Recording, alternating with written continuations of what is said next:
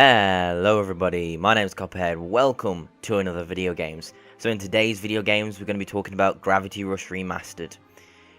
So Gravity Rush Remastered is a PS Vita game that was remastered onto the PlayStation 4. There's also a sequel coming out for the game. And as you're seeing right now, this is what your character can do. The character's name is Cat, and she has a little cat called Dusty who helps her with her own gravity. Basically what you can do in the game is you can use your own gravity to scale buildings, do general combat, and fly about the place. It's a really fun game. It is only $30 or your regional equivalent, which is £25 in the UK. And it's just a blast. It's honestly a blast. I've enjoyed the game for what it's worth, and because there's a sequel coming out, I can't wait. So let's get into the video. So now we're getting into the upgrade system. There's a few different things with the upgrade system. There's your core powers, which is your gravity gauge usage, your health, your recovery time, and your shifting speed, which is how fast you will fly throughout the world. Your gravity gauge is just something that you should build on, and health and recovery time. Recovery time just increases the amount of, or decreases the amount of time it will take for your gravity gauge to regenerate, sort of thing. So it's useful. All of the stuff in the game is useful, and you become very good very quickly if you just go around collecting. Your kick is your just regular combat. Your gravity kick I'll get into in a second. You've got your evade, which is just to dodge things, and you've got your sliding kick, which I'll get to in a second. You've got your stasis field, which helps you pick up stuff in the world, and gravity slide, which helps you get around the world on the ground a little bit faster than usual. And I'll show this to you here. It's just simple, just like that. It's almost like skateboarding, basically. And it's pretty fun to use. If you let go of one of the triggers, you'll slow down for easier cornering and everything, which helps out a lot if you're doing races, let's say, because there are challenges in this game.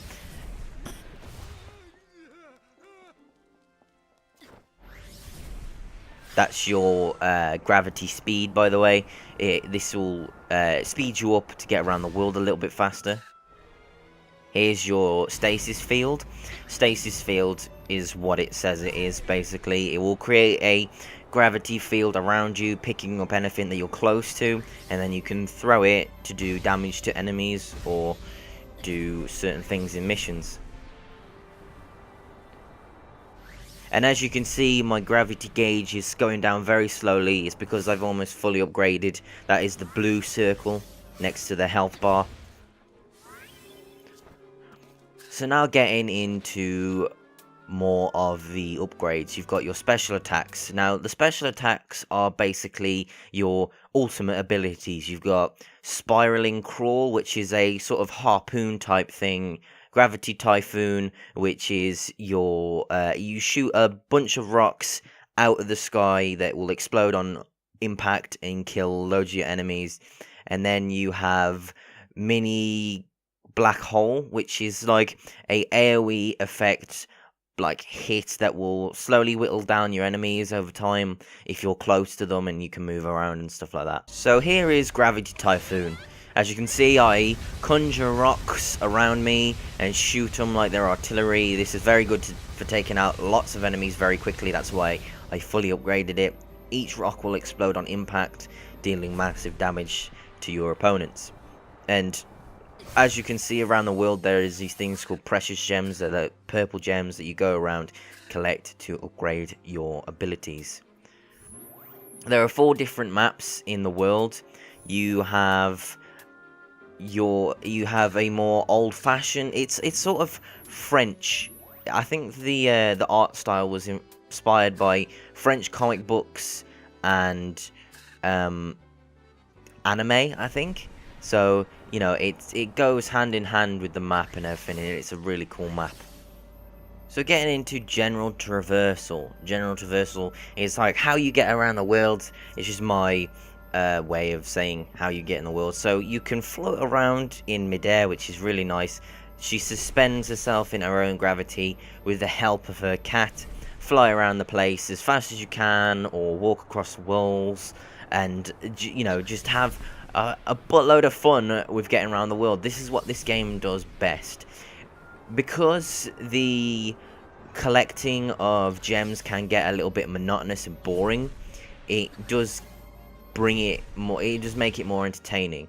And you'll find yourself getting confused sometimes with which way you're standing. Sometimes, say you're standing on a ceiling, the only way you can really identify that you're standing on something is if your character's red. And as you could see there, because my gravity had changed, I fell sideways instead of falling down. And I'm at normal gravity right now, and I fall downwards. But when I change my gravity and stick to a wall, I fall sideways. I can fall upside down, or I can fall upways. You can get quite confused with it, as you can see the super speed and everything. And it's just really fun to get around. It is sort of like a point and click sort of control. You control yourself by pressing R1, then moving your cursor, and then pressing R1 again to fly towards that direction. So here we have one of the challenges. This is a combat challenge. You gotta kill as many Navi as possible. They are the enemies in the game. These are the more simplistic form, but as you're seeing, here's my gravity kick. It's just my normal sort of flying heel kick. It's really fun to just, beat up a bunch of enemies with this, and I've upgraded it quite a lot. So it's just your basic point here, click, and watching a video, it doesn't always show how fun it is. And then you've got your normal kick sort of thing, and there's your sliding kick, which is your sort of evade kick. It's very powerful depending on how much you upgrade each ability. But some enemies will need a different type of beating because you can't get to them on the ground. Say this rabbit looking Navi, if I tried to kick him, I wouldn't hit his core. And here's the sliding. This is the gravity slide kick, by the way. It's pretty cool. But I wouldn't be able to kill certain enemies because they are too tall. So I'd have to fly and do this kick right here to be able to kill them. There's a lot of kicking in this game, and here's my ultimate at use sort of thing. So it helps a lot to know your abilities and just play through it. It's a fun game, and to know these different combos of chaining stuff, it will help you out a lot sort of thing. And knowing what the enemy's difficulty is as well.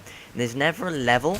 It's just some enemies have a orange core, meaning that they will take more hits to take out when you're at a lower level. For me, because I'm almost max level on every single ability, it's taking me like one hit to take them out. But for bigger enemies, it will take more than one hit. It just depends on you identifying that they are a higher level than they are, basically. And these aren't the only characters in the game, by the way, or the only enemies in the game. There's a bunch more enemies, there's boss fights, there's really interesting fighting mechanics in the game, and it will do that regular anime style of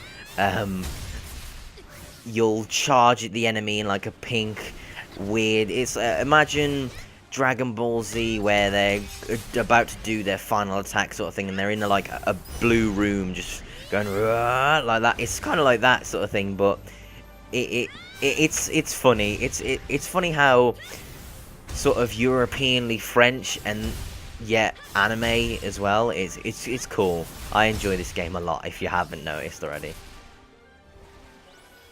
So getting into your base of operations, this is where you will change your costume, this is where you warp to different areas around the world, save your game, and do all that jazz, basically. It's just to get around the area and to do what you need to do, because you'll be going from place to place quite quickly around, the game and everything.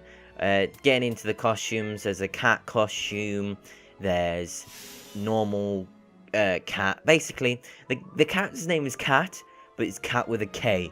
So if you're getting confused, it's because she's got a cat suit costume, she's got a schoolgirl costume, a maid's costume, and a army recruit costume. I'll show you them all in quick succession because, it's better to move on with the video.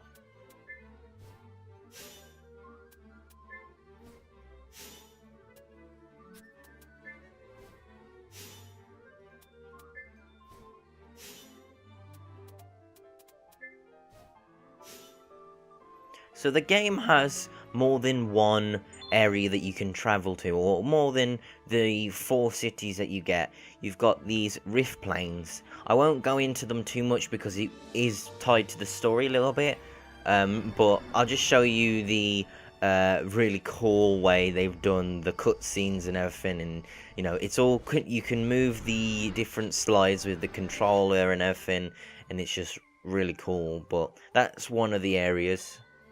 So now we have this little girl. She can take you to Botterium or something like that. It's basically, she'll travel you back in time to take you to this area in the world. I won't go too far into this either because this is a story as well, so I'll leave it here.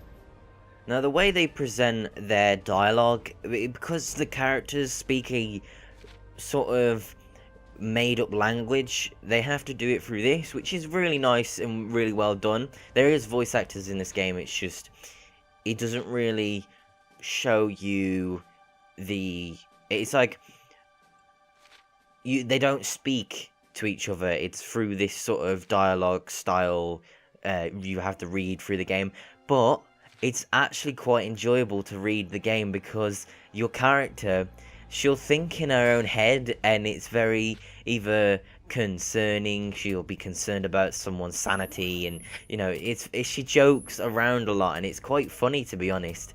And it's just, I don't know, it makes it more fun to read than to put an English voice actor in it. And you can make up, or not make up, you can sort of imagine her voice in these situations. If you've ever watched anime, you'll know that about the, like, I don't know, if you've ever watched certain ones, you'll know about how they think inside their own head, and it's exactly the same, and it makes me crack up because it's like, I know this. That's part of the reason why I love this game so much. It's just really well done with the dialogue. The writing in this game is really good, and it's not dialogue, by the way, but yeah, the writing in this game is absolutely amazing, and the way they've done the cutscenes is in the same way. It's just, sometimes they'll show, or they'll have a voice, and sometimes they won't, and each comic book slide you can tilt in a certain way with the controller and zoom out and everything. This is the only cutscene that I could get. This is slightly spoilery, but as you can see, the picture's moving and everything. That's basically the character, well, not the character, the controller moving as I'm just playing the game and everything. I can move as you've seen there, I can move the thing, and it's really cool, to be honest, how they've done it. So here comes the end of the video. I hope you guys enjoyed it. This is a very short one because this game was a PS Vita game, so what's in the game is very big for a PS Vita, but to be honest, there's not that much. I mean, the game has a very long story. I think it took me 20 hours to finish the story. That was with collecting and doing side quests and doing a few challenges, so it could be a high enough level to do each mission, sort of thing. It's a fun game. It's definitely worth your money. Get it if you don't want to get it now. Get it on a deal. It'll be really cheap on a deal. I suggest getting it just now and having fun with it, so you can get Gravity Rush 2, which I cannot wait for. Hopefully it comes this year, because I really need that in my life. I'm missing Gravity Rush already. I'm having flipping withdrawal systems because of it. It's just like, not symptoms. It's a good game. Get it, okay, just get it. It's good. All right, but that's been my video. I hope you guys enjoyed. If you did, if you could leave me a like, that'd be very appreciated. If you could comment and subscribe, that would be even better. So I'll see you guys in a different video. Goodbye.